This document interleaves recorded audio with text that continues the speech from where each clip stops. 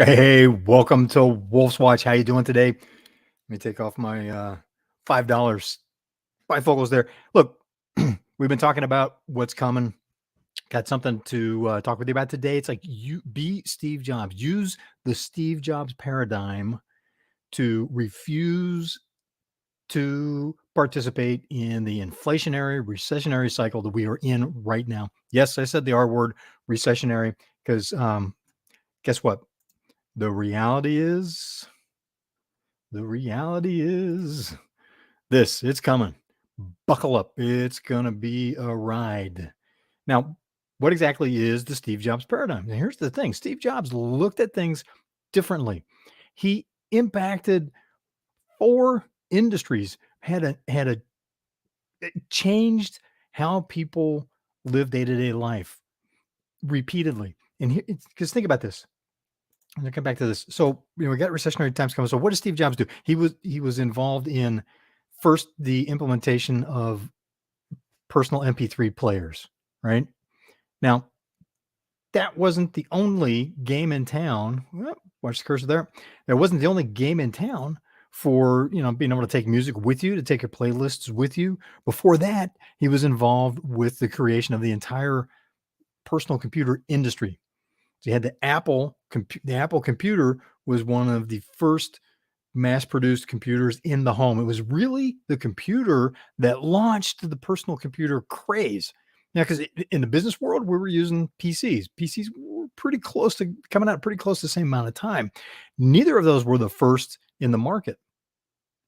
Not going to get into the history of the personal computers. Neither were the first. Both had the biggest impact for very different reasons. What Apple did that made personal computers something that everybody enjoyed using, saw the value in, was a couple of relatively minor innovations. He looked at how people used the product. This is part of the Steve Jobs paradigm. The mouse, you're using a mouse, got one of these, a wireless, and I got a wireless mouse that I use uh, when we're docked like we are right now. And you have a mouse pad on your computer. Apple started that graphical user interface. The look of the graphical interface and how we interact with computers started with Apple. It took a decade for Microsoft to catch up with that, for the PC, IBM at the time, to catch up with that on the PC design in terms of being able to use a mouse, have a better graphical interface. They were years behind. But Jobs cracked that market in the design based on what he observed and how people used it. Now let's come back to MP3 players. I created an MP3 player to make it possible to take your playlist with you, make it very convenient to carry, and high quality earbuds. But guess what? That wasn't the first product that in the market. It wasn't even the first big hit. Whoop, back up a second. Jumping ahead. The Walkman. This type of cassette player was the big thing in the early days. You had a cassette player that would fit on your belt basically and carry it with you. Yeah, you could record a playlist. It wasn't as easy to do as MP3s when things really got digital, but Sony owned that personal music space. You take something hiking, jogging, aerobics was big in the 80s, 90s, but we had them 80s, mid 80s, late 80s was roller skating on the beaches, the strand along the beaches in Southern California, and had one of those with you and had a way to carry it, headphones that went on. But this is nowhere as convenient as a product as this. Plus, it has screen, so you could see what you were playing, how far along you were in it. It had better controls. You had a control dial here so that you could advance and see what what song you're playing, what you wanted to play next. Steve Jobs was also involved in the creation of the smartphone, not the cell phone, but the smartphone. So you get the iPod comes out, then you get the iPhone comes out, which is a digitally internet connected iPod using the cellular networks. Cell phones have been around for over 20 years at that point. However, arguably, you look at this photo, you get three people sitting on a park bench staring at their iPhones or their smartphones, interacting or texting, perhaps surfing the net, unlike 10 years before that. Steve Jobs was involved with that. He was involved with digital media with Pixar. You know, a lot of the movies, the complete digital movies, what we used to call cartoons, that are cranked out by, well, cranked out's minimizing the effort it takes. It takes a lot of effort, but Pixar came out with really high quality movies like Toy Story, right? Steve Jobs was involved with that as well.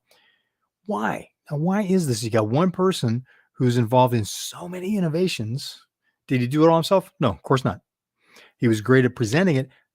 In a lot of ways, he was the architect behind it conceptually. Again, that Steve Jobs paradigm, he could see how people were using things and how it could be done better, how it could fill the need don't even know that you got, perhaps, right? Did anybody know that they needed an iPod or a smartphone before the iPhone came out? No. When they did come out, though, they were smash hits because they fit right into the flow of people's daily lives. So this is the topic for today. You know, how do you apply that paradigm, that understanding of what your customers are doing with the products that you sell them? How do you so there's the key. How do you innovate? What are you doing around innovation? How well do you know what your customer does with your product and what other competitors do, or related products, how they interact with related products? Right? Manufacturing story. Now, if you give a service business, and hang on a second, we'll come back to that. It's a manufacturing story. Worked with a manufacturer.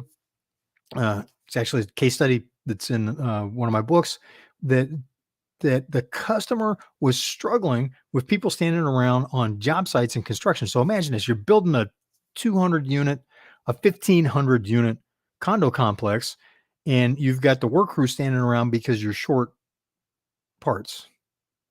All right, maybe not the whole work crew, but say you got 100, 200. This was a real conversation. You got 200 employees standing waiting because they're short something, right? Short tubing, for example. You know, like say it's piping for plumbing.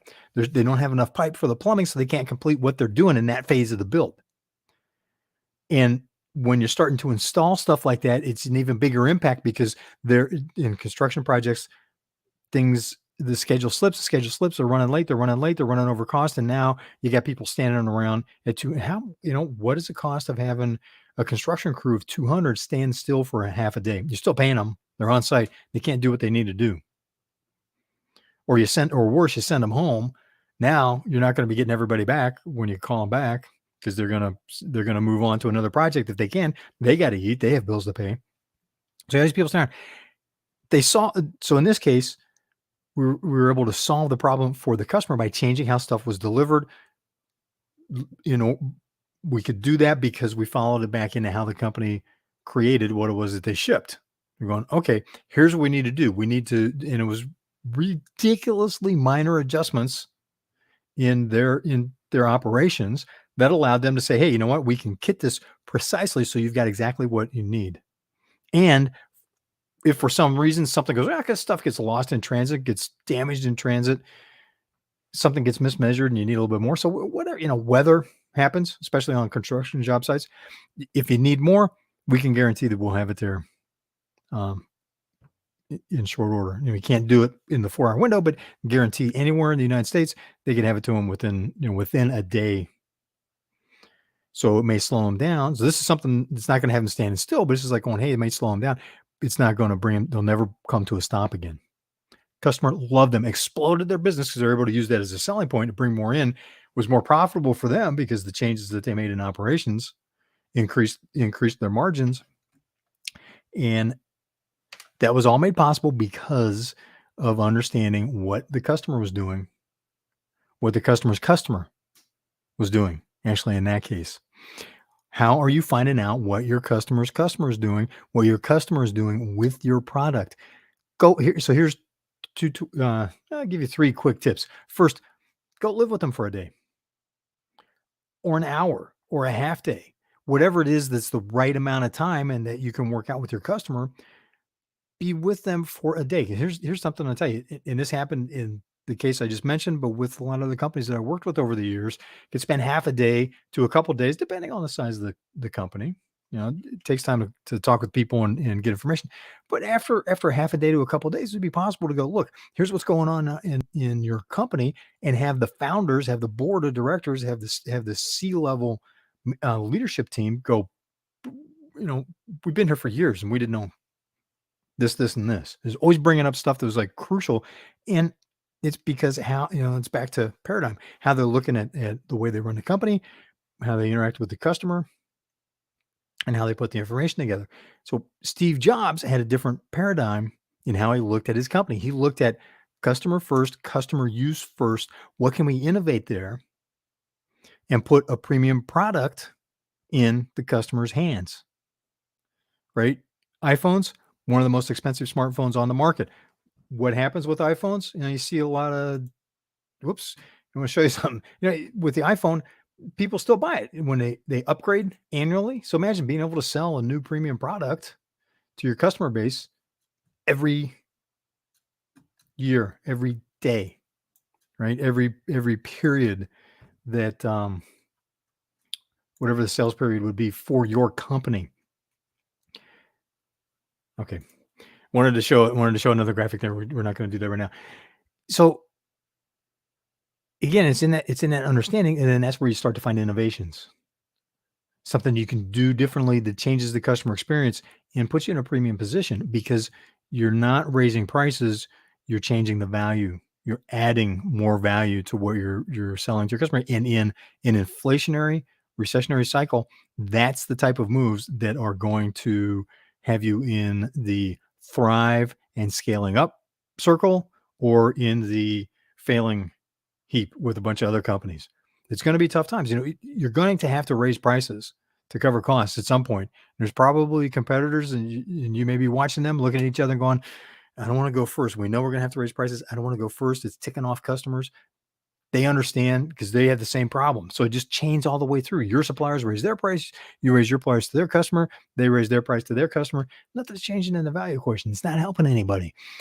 Be different. Have a different paradigm. Look at it differently, like Steve Jobs did, and find those ways that you can add value. With service, it may be, say you're doing software as a service. It may be how your customer is using, and I'm just going to jump right to the thing I've seen as the most common problem, and a lot of research bears this out as well, is training them in how to use it so they can get the value that they expected when they bought that service from you. And they bought a piece of software, whether they're having, something's been they outsourced part of their operations. Maybe they outsource one of their internal functions to you, and you're running their accounting or running some of their marketing for them. It's how that interacts with them, how well they understand. And training is number one failure. And there's a whole bunch of reasons around that. If you want to hear more, let me know, and we'll talk to that. And I see we're getting some comments. I'm sorry, I'm getting on my horse here and not sharing with you. Ken Walls, how are you, my friend? Thanks for being part of the conversation. Appreciating this. This is just, Ken Walls is the king of live stream. He has an interview series that is just off the charts, breaking through walls. If you haven't seen it, you need to look him up. In fact, I'll put a link in the description for this after the show's over. We're going to be off here in a second because I want to keep this tight for you. Ken, thanks for being part of the conversation. Appreciate you, man. And it's something that we talk about. He runs a weekly mastermind as well. There's a lot of conversation about what's going on with the economy and how do you stay ahead in it. So innovate, understand what is, spend time with your customer, map the flow. That's the second tip I wanted to give you. It's just an issue of charting it out so that you can see what people are doing. How are they using it? What are the steps that they're going through, so that you can do like in this graphic here, just map it out step by step through the process to see what's there. And then you can put some numbers to it in terms of how long it takes. What are some of the efficiencies, inefficiencies, ideas that you have on how it could be adjusted in a way that wins for you, wins for your customer. And then, the third thing that I had wanted to mention is you get those, mapping it out. And then the third thing is, have your people that are customer facing, to use a MBA term, have your people that are customer facing, your salespeople, you yourself, as you're talking to clients, technical people that are having conversations with other technical people within the industry, but also that are working support for your customers, your customer service, or whatever the equivalent of your customer service is. This is for you as a business owner. You got 25 to 250, maybe 300 employees. These are simple, easy tactics you can implement tomorrow and make a difference in your business. Have the information so that within a business quarter, you're adding revenue to your company because you've been able to innovate. So that's the tip for today. And again, it's about you want to innovate, because sometimes you want to have people standing around the block. Think about this. Apple lines people up every year for the newest, latest, greatest iPhone at what? They're up to $1,100 a throw of copy. Sorry, dating myself, but $1,100 per phone. And that's not uncommon in the industry anymore. $1,100 to $1,200 for the top of the line cell phones, and people line up and wait for them. So innovation is about, sometimes people want not just an apple. They want, they like a red apple. They like a green apple because one's a little bit sweeter, one's a little bit tartar and chewier. Sometimes what they will really stand in line for is when you innovate and give them an apple that has both. So you're mixing the green tart apple with the really red delicious. And that's actually the brand of the apple. There's a brand called Red Delicious. We used to grow apples when I was a kid, and it makes a huge difference. It's minor innovations. A lot of times it's like taking something you already got and just giving it a small tweak, and that makes a big difference for your customer. But you don't know that if you're not A, spending time with them, B, mapping out what they're doing, what you're doing, to see how does that match, where does that cause problems, and then 3, having your people constantly bringing in information into the discussion, into management meetings and status meetings, in order to understand what the trends are, where people are headed, so that you can innovate. And then with that, through that innovation, leverage that Steve Jobs paradigm, where you're putting a premium product, a premium service out in the marketplace. So you've got large margins that protect your business. You've got happy customers because you're providing them with more value instead of just raising prices up like everybody else is doing to cover the inflationary cycle. That's a lot. That's all for today. Thanks for being part of the conversation. Thanks for being part of Wolf's Watch. This is live and interactive, 21st Century TV, right? We can interact through the comments. Love doing that. Again, Ken Walls, thanks for joining us. And I will see you on